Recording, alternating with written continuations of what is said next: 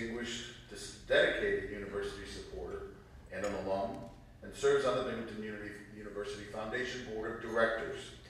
What I want to do this morning, in the limited time, is try to place the Holocaust looted art issue into the context of the conference that occurred in June in Prague in the Czech Republic. What we see is in Germany before the war, we begin to see the forced sale of Jewish assets. Jews were hit with taxes, and if you wanted to leave the country and get out of Germany, you had to pay wealth taxes and flight taxes.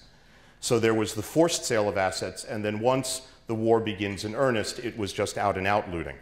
To give you a sense of the scope of it, at the end of the war, the Allies collected at various collection points across Europe 20 million objects that had been looted, a tremendous amount of which was looted from private people. In terms of the problem for victims, think about what makes Holocaust looting different. If a burglar breaks into your house, you're still in your house. You at least know where you are. You may not know where your things are, but at least you know where you are.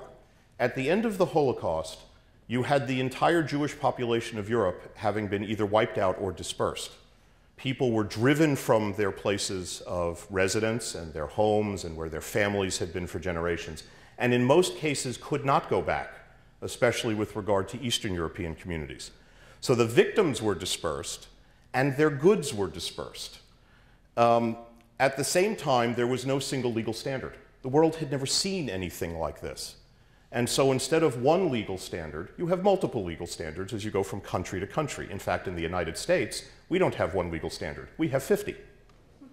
So for victims, you never knew where your property was going to end up, and where it ended up might be a place where you didn't have much in the way of legal rights. For example, in Europe, if you have a stolen article and you hide it in your basement for 3 years and the victim doesn't find it, in some European countries you have just cut off the victim's right to get it back, which is very different from the US and English rule. But that is the rule.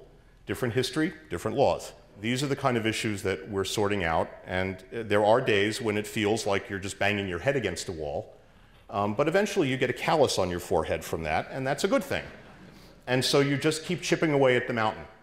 And the good news about what happened in Prague is that now there's actually a way to chip at the mountain better. We now have better tools for chipping away at the mountain, and we now have an agenda to do so, and we have authority to do so.